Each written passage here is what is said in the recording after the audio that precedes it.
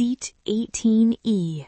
It was just a middle seat on a half-empty Boeing 727. But on the night of November 24th, 1971, it became the launch pad for the only unsolved skyjacking in American commercial aviation history. Wait, are we going to talk about him? We are, but we aren't looking at the man, Liam. Not yet. We're looking at the only thing he left behind, a cheap, black, clip-on tie from JCPenney.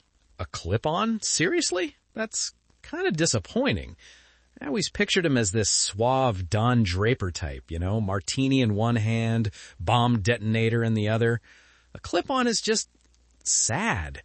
It's like finding out James Bond wears Velcro shoes. It's practical, especially if you work around heavy machinery, rotating lathes, drill presses. A real tie gets caught in that, it strangles you. A clip-on?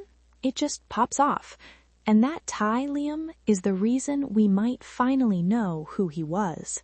I'm Amelia. And I'm Liam. And this is Faded Voices. Today, Case File 01, the ghost of the Boeing bust. Okay, so D.B. Cooper, the legend, the myth, the guy who jumps out of a plane with $200,000 into a freezing, raging storm never to be seen again.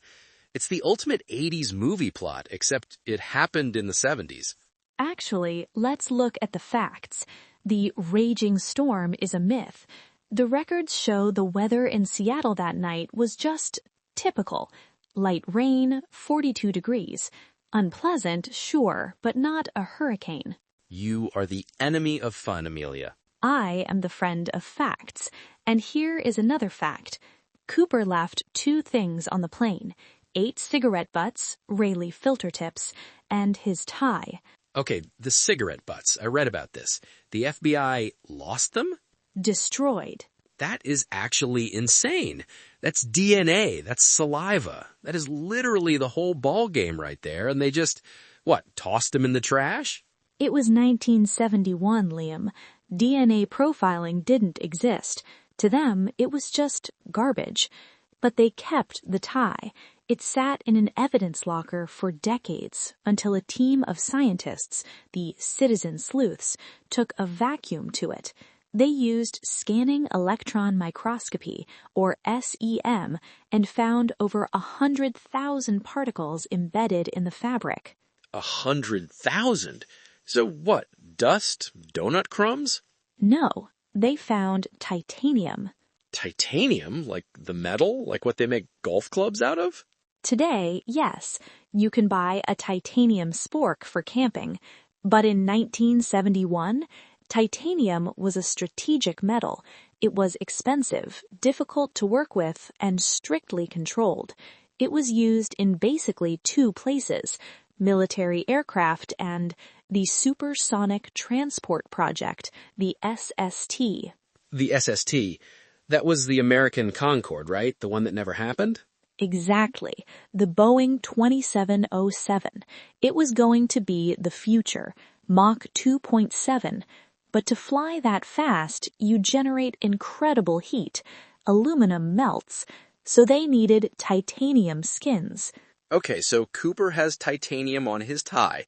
That puts him in aerospace. It gets more specific. The analysis identified particles of pure, unalloyed titanium. That is a huge distinction. Usually you mix it with aluminum or vanadium to make it stronger. That's Ti-64. Finding pure titanium means he wasn't just a guy bolting wings together. He was likely in a lab or a chemical plant or somewhere they were testing the raw materials before they were alloyed. So he's a scientist or a researcher? The particles suggest yes, but he also had spiral chips of aluminum on the tie, swarf. That's the debris you get when you drill or cut metal. So he wasn't just in an ivory tower. He was walking the shop floor. He was hands-on. Okay, so let me get this straight. We have a high-tech grunt, a guy in a cheap safety tie covered in the dust of a superplane project. So why hijack a plane? Why $200,000? Because the dream died. On March 24, 1971, the U.S. Senate voted to terminate funding for the SST. The project was canceled. And Seattle collapsed. Collapsed how?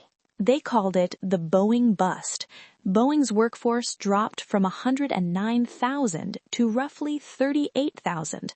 Over 60,000 highly skilled workers, engineers, metallurgists, machinists, were fired.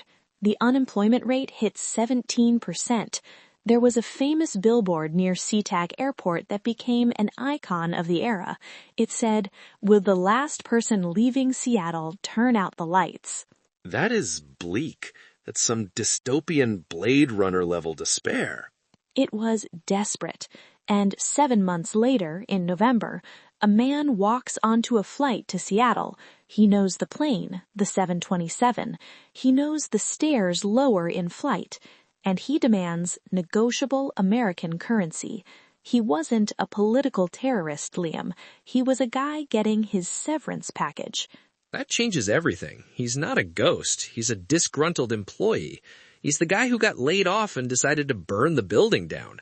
Or in this case, rob the airline that couldn't build his plane. But wait, there's a twist.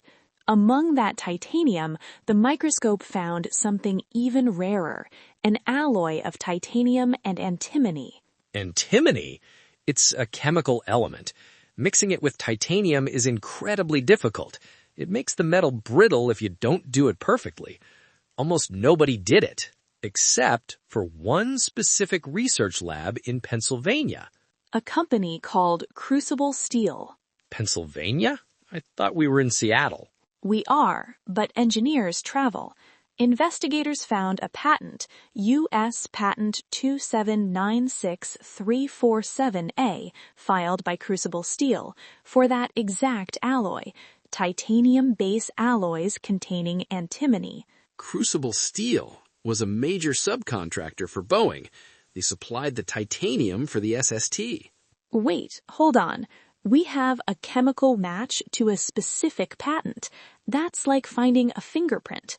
It's a chemical barcode, and it points to a specific group of men who worked at Crucible, who traveled to Seattle to consult with Boeing.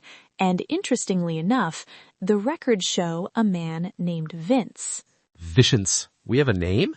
We have Vince Peterson, a research engineer for Crucible.